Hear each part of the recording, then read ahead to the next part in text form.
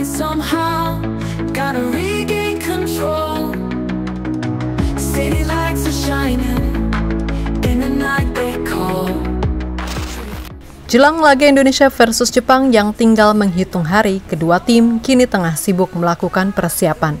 Secara umum, Jepang jelas lebih diunggulkan, dengan kualitas tim dan pengalaman yang jauh di atas rata-rata. Dan bagi Indonesia untuk bisa menang atau bahkan sekedar menahan imbang sangatlah berat. Tapi kita tidak boleh menyerah begitu saja. Ada beberapa keunggulan yang masih kita miliki. Mulai dari dukungan penuh dari supporter, hingga faktor cuaca yang juga bisa menjadi keuntungan. Seperti yang pernah dikeluhkan oleh pemain Jepang, di mana cuaca panas dan lembab di Indonesia cukup menyulitkan bagi mereka. Terutama bagi pemain Jepang yang terbiasa bermain di Jepang atau Eropa, dengan cuaca yang lebih sejuk dan dingin, apalagi di musim saat ini. So, mari kita ulas lebih dalam hal-hal tersebut dalam video berikut.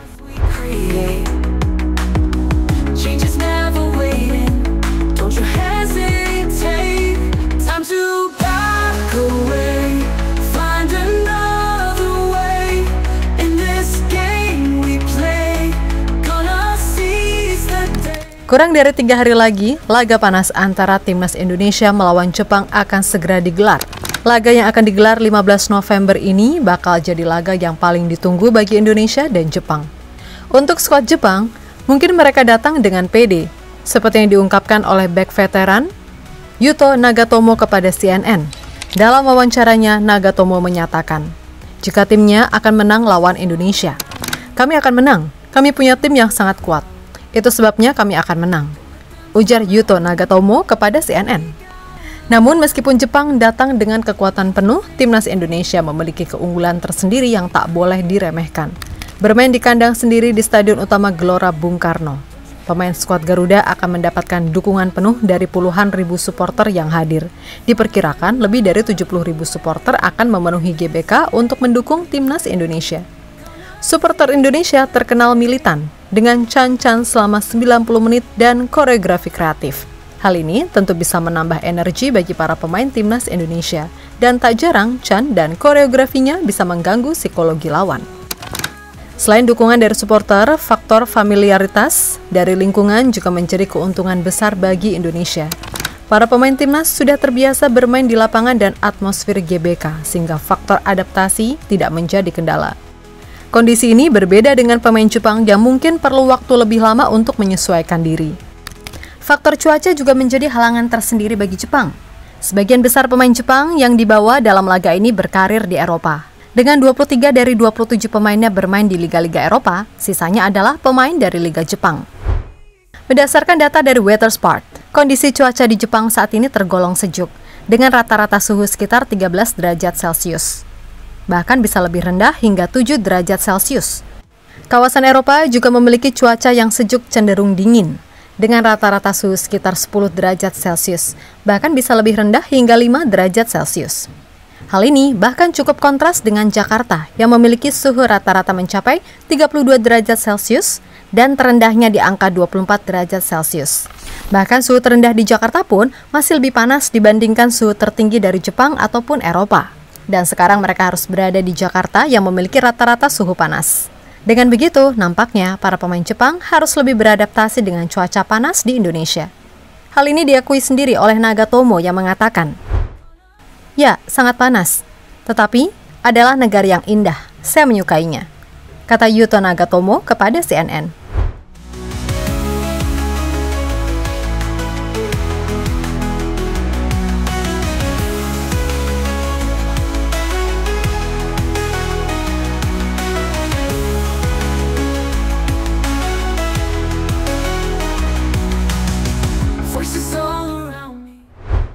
Di sisi lain, Timnas Indonesia memastikan diri akan mendapatkan tambahan kekuatan baru yang sangat krusial jelang laga melawan Jepang.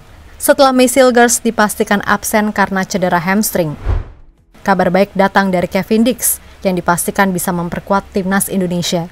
Kepastian ini disampaikan langsung oleh Ketua Umum PSSI Erick Thohir yang mengatakan, alhamdulillah, Kevin Dix akhirnya dipastikan dapat bermain memperkuat Timnas Indonesia saat skuad Garuda menjamu Jepang pada 15 November 2024. Kata Erick Thohir dikutip dari Bola Sport. Kepastian ini juga dipertegas oleh unggahan Pak Erick di akun Instagramnya yang menuliskan caption, Kevin Dix siap membela timnas Indonesia melawan Jepang. Selain itu, Kevin Dix juga telah memberikan pesan lewat Instastory-nya, di mana melalui Instastory-nya, Kevin Dix memperlihatkan perjalanannya menuju Indonesia.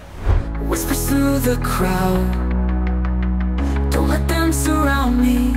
Gonna speak out loud. Past mistakes are fading. New paths we create. Change is never waiting.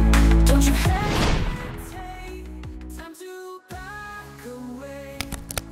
Selain mempersiapkan pemain, PSSI juga harus mempersiapkan yang terbaik untuk timnas. Salah satunya adalah mempersiapkan rumput GBK dengan baik. Setelah melakukan perawatan terhadap rumput GBK, dengan tidak digunakan untuk event apapun selain sepak bola, kini rumput GBK sudah terlihat hasilnya. Dari peninjauan rumput GBK yang dilakukan langsung oleh Pak Erick Thohir, menurutnya kualitas rumput GBK sudah sangat baik. Sedangkan berdasarkan pantauan langsung dari CNN di lokasi, CNN melaporkan secara umum kualitas rumput terlihat sangat baik. Alhamdulillah kondisi rumput saya rasa terbaik yang pernah saya rasakan. Warna rumput hijau cerah dengan tinggi yang seragam. Tidak terlihat ada bagian rumput yang gompal. Rumput tampak tertanam dengan kuat. Selain itu, permukaan lapangan terlihat datar sempurna tanpa undakan.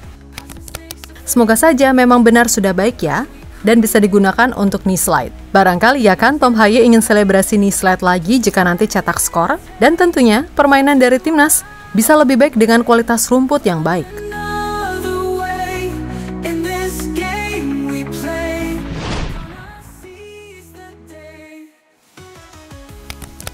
Bicara soal Indonesia versus Jepang, tentu Jepang dilihat dari sisi manapun jauh lebih unggul. Tapi ada yang menarik, saat legenda Jepang menyebut Indonesia punya peluang.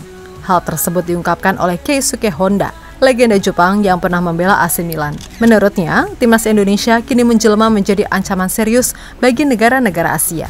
Indonesia adalah tim yang sangat berbahaya di Asia Tenggara. Mereka punya pemain dengan kualitas sempurna, kata Honda dalam wawancara dengan Tsubao Van Hoek Ngetwat. Honda menilai bahwa kombinasi pemain muda berbakat dan pemain keturunan membuat Indonesia jadi tim yang lebih solid dan seimbang.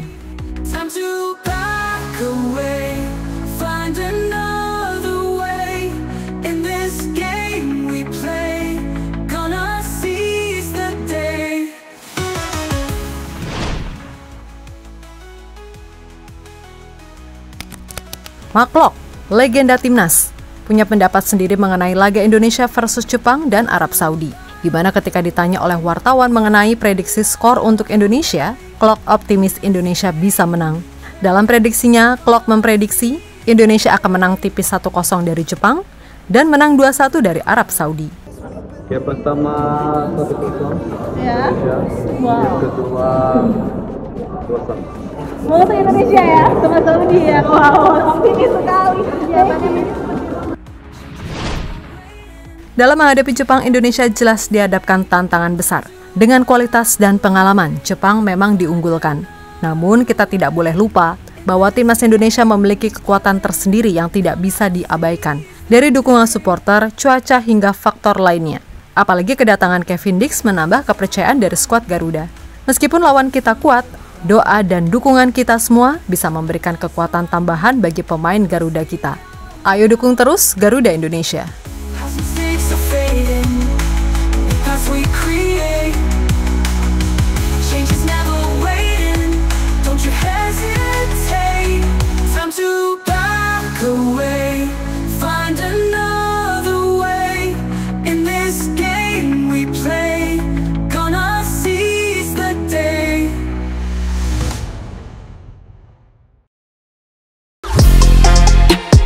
Halo, izin iklan sebentar ya guys. Jadikan ruangmu bernuansa timnas. Temukan beragam poster dinding, sepak bola dan timnas dengan desain menawan, kualitas premium dan harga yang tidak akan menguras kantong. Segera klik link Shopee di deskripsi video ini dan dukung timnas dengan sepenuh hati.